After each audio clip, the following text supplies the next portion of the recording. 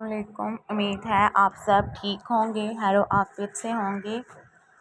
جن لوگوں نے ابھی تک میرا چینل سبسکرائب نہیں کیا کرتے ہیں، ویڈیو کو لائک بھی کیا کریں، اور 130 لائکس کا ٹارگٹ ہے، نیکسٹ ایپیسوڈ تک کمپلیٹ کریں۔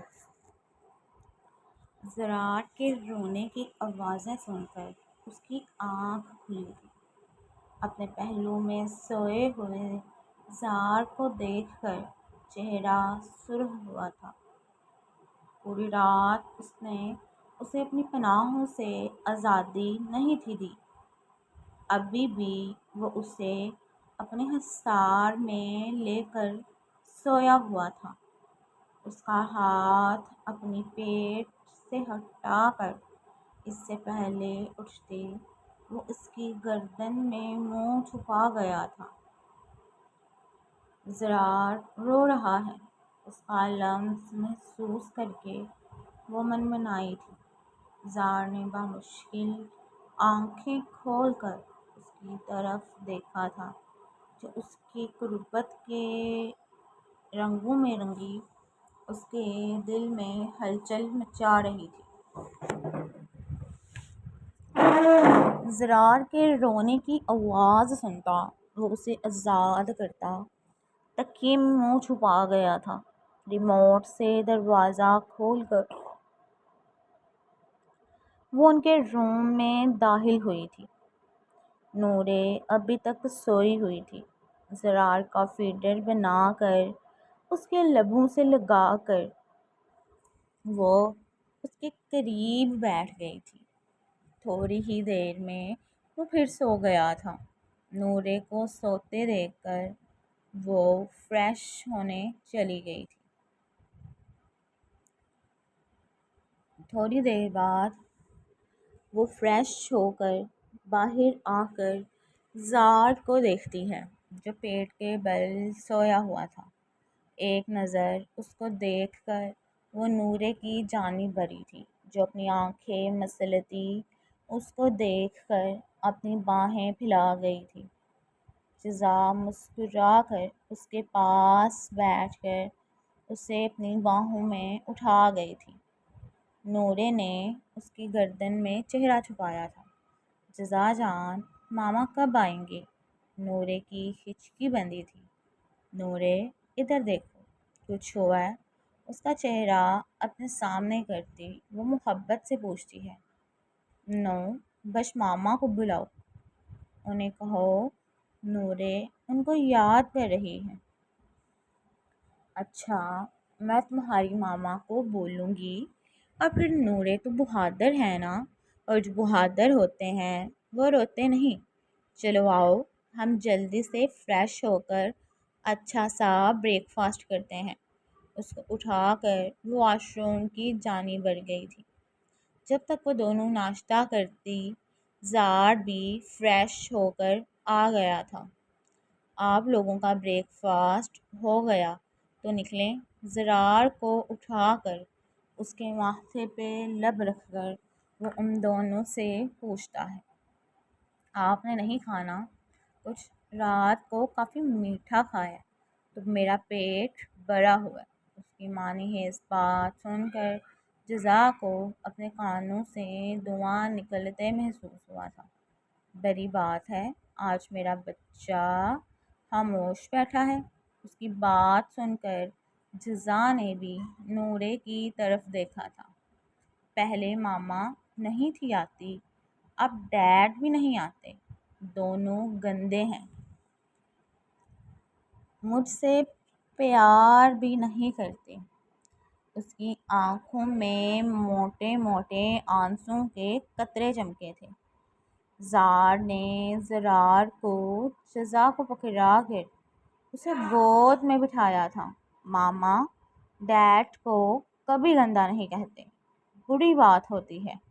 اس کے آنسو صاف کر کے ماتھے پہ لب رکھ کر اٹھا تھا۔ میں گاڑی نکال رہا ہوں، تم آ جاؤ، جزا کو کہہ کر نورے کو اٹھائے وہ باہر نکل گیا تھا۔ نورے کو زار اور سمائرہ کے بارے میں بتانا اور اسے سمجھانا ایک مشکل مرحلہ تھا۔ جس سے گزرنے کے لیے وہ ابھی تیار نہ تھا۔ اسے پچھلی سیٹ پہ بٹھا کر جزا اور زرار کے آتے ہی اس نے گاڑی سٹارٹ کر دی تھی۔ گھر میں داخل ہوتے ہی سب کو اپنا منتظر پایا تھا۔ ان سب کو آپ نے بلایا؟ زار کی سرگوشی سن کر سر ہلا گیا تھا۔ میں سوچا سب کو ایک ساتھ گڈ نیوز دوں۔ نانو نورے کی آواز سن کر زار نے اس کی طرف دیکھا تھا جو شزا کے پاس جاتی اس کی باہوں میں سما گئی تھی۔ کیسی ہے میری بچی؟ شزا نے اس کے چہرے کے نقوش چومے تھے۔ نانو ماما کب آئیں گی؟ اس کی بات سن کر شزا کی آنکھیں نم ہوئی تھیں۔ نورے آپ اپنے روم میں جاؤ، بابا نے یہاں بھی آپ کا روم سیٹ کروایا۔ آنٹی ساتھ دیکھو جا کر۔ ملازمہ زار کے اشارے پہ نورے کو لے گئی تھی۔ میں اس کو اٹھا لوں؟ جی۔ جزا نے زرار کو شزا کو پکڑایا تھا۔ برخودار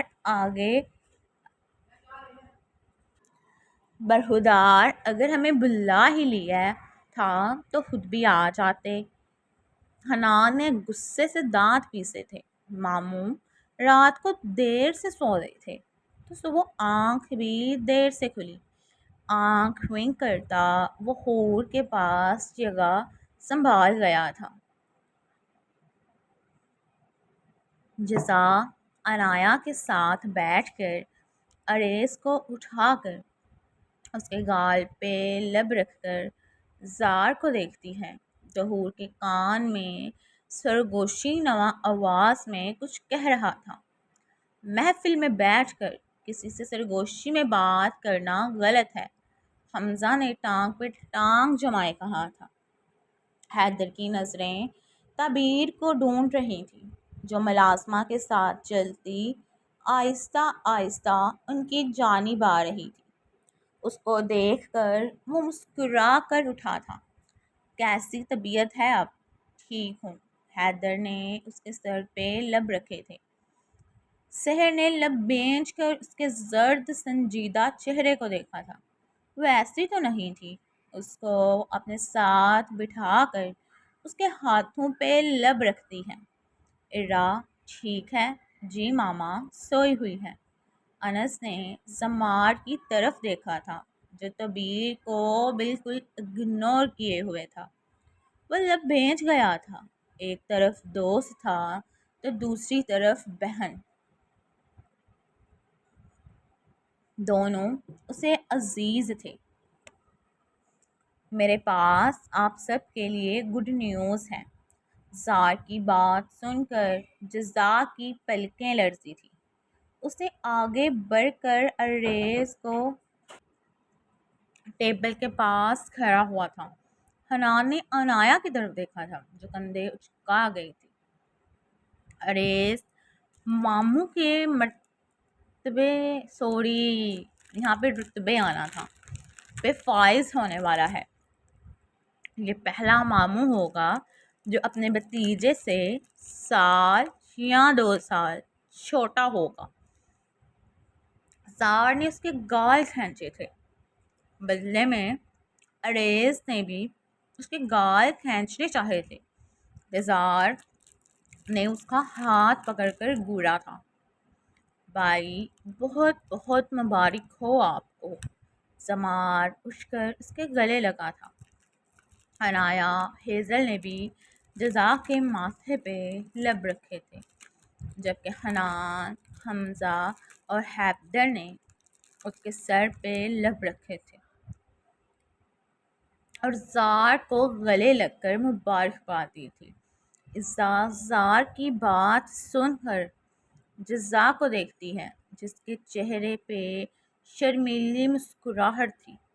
سب اسے مبارک دے رہے تھے۔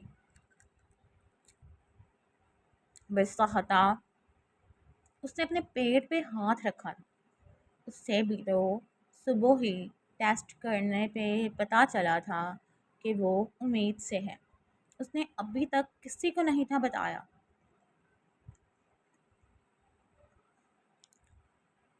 اس کے شوہر کو ہی اس کی پرواہ نہیں تھی تو کسی کو کیا بتاتی؟ اذا تو مبارک نہیں دو گی مجھے؟ اسے کھوئے دیکھ کر زار نے اس کے سامنے ہاتھ پھیلایا تھا۔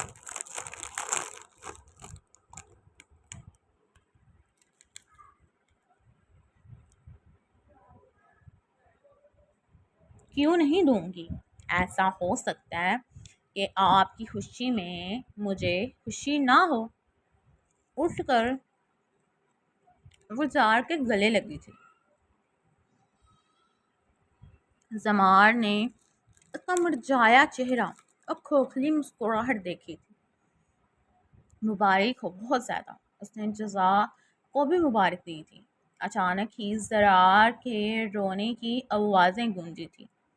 شزا اس کو چپ کروانے کی خاطر کھڑی ہوتی، حال میں چکر لگاتی اسے اپنے سینے سے لگا گئی تھی، لیکن اس کے رونے میں کوئی کمی نہیں تھی آ رہی۔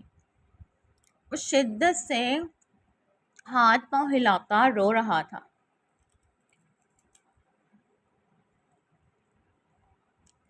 جزا بے چینی سے اس کی جانب بڑھی تھی۔ آنٹی، اس کو مجھے دے دیں، یہ ایسے خاموش نہیں ہوگا۔ حنان اور عنایا نے حیرت سے اسے دیکھا تھا۔ کیا یہ ان کی یہ بیٹی تھی؟ جزا نے زرار کو اس سے تھمایا تھا۔ اس کی گود میں آتے ہی وہ خاموش ہو گیا تھا۔ جزا نے اسے اپنے سینے سے لگایا تھا، اس کے ماتھے پہ لب رکھے تھے۔ تمہیں میں جو کام کہا تھا وہ کیا؟ جی بھائی، یہ لیں۔ زمار نے کچھ پیپرز اس کی طرف بڑھائے تھے جو اس نے شزا کے سامنے رکھے تھے۔ یہ کیا ہے؟ وہ سوالیہ نظروں سے اسے دیکھتی ہے۔ کہ نورے اور زرار کی کسٹڈی کے پیپرز ہیں۔ وہ آپ سے میرے بچے ہیں۔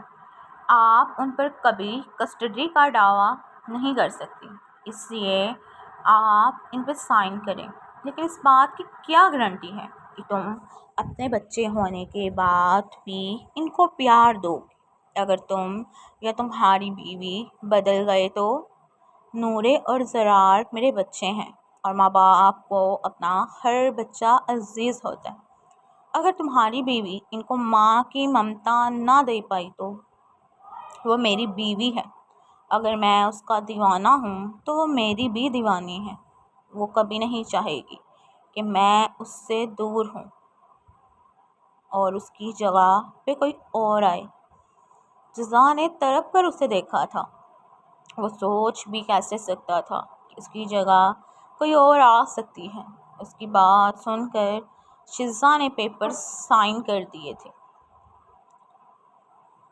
حور آپی، تعبیر کو میں کچھ دنوں کے لیے ساتھ لے جاؤں؟ سحر کی بات سن کر تعبیر نے زمار کی طرف دیکھا تھا جو زرار کو اٹھائے اس کے گال چوم رہا تھا۔ سحر کی بات سن کر اس نے کوئی ری ایکشن نہیں تھا دیا۔ Be B G, Ara be be بہت رو رہی ہے۔ ملازمہ روتی ہوئی ارا کو اٹھا لائی تھی۔ عزا نے ملازمہ سے پکڑ کر اس کے گال چومے تھے۔ زامیں، یہ بالکل تم جیسی ہے۔ اس کے ماتھے پہ لب رکھ کر وہ پیار سے بولی تھی۔ اس کی ناک پہ تل بالکل ہمارے جیسا ہے، وہ چہک کر بولی تھی۔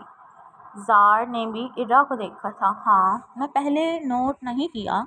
زمار ان تینوں سے بے نیاز زرار میں ہی مگن تھا۔ حیدر، انس اس کا رویہ نوٹ کرتے اپنے لب بینچ رہے تھے۔ تعبیر، تم تیاری کر لو، ارا کی بھی چیزیں لے لو، پھر چلو ہمارے ساتھ، انس نے خود پہ ضبط کرتے کہا تھا۔ میری بیٹی کہیں نہیں جائے گی، زمار کی آواز پہلی مرتبہ گونجی تھی۔ کبیر کے گلے میں آنسوں کا پھندا اٹکا تھا۔ ارا کبیر کے بغیر کیسے رہے گی؟ سحر نے نم آنکھوں سے سمار کی طرف دیکھتے پوچھا تھا۔ دنیا میں کئی ایسے بچے ہیں جو ماں کے بغیر رہتے ہیں، اور جو نہیں رہتے وہ رہنا سیکھ جاتے ہیں۔ ان ماؤں کی کوئی مجبوری ہوتی ہو گئی، میری ایسی کوئی مجبوری نہیں۔ میری بچی میرے پاس رہے گی، جہاں میں رہوں گی۔ وہ بھی وہاں ہی رہے گی۔ ماما، میں اور ارا آپ کے ساتھ جائیں گی۔ میں ایک دفعہ جب اس کے مزید کچھ بولنے سے پہلے حور نے اس کے ہاتھ پہ دباؤ ڈالا تھا۔ وہ زرار کو جزا کو پکڑا کر وہاں سے اٹھ کر چلا گیا تھا۔ کبیر نے نم آنکھوں سے اس کی پشت کو دیکھا تھا۔ کہاں جا رہی ہو؟ ماما، وہ میں باسط سے ملنے جا رہی ہوں۔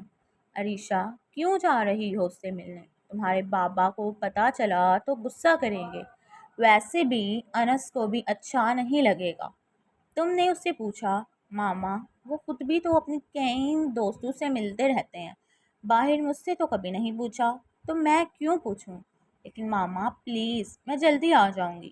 تانیہ نے اس کی پشت دیکھ کر تعصب سے سر ہلایا تھا۔ ریسٹورینٹ کے باہر گاڑی رکتے ہی وہ اندر کی جانب بڑھی، جہاں باسط اس کا انتظار کر رہا تھا۔ اتنی دیر کر دی تم نے آنے میں؟ میں نے دیر نہیں کی، تم ہی وقت سے پہلے آ گئے ہو۔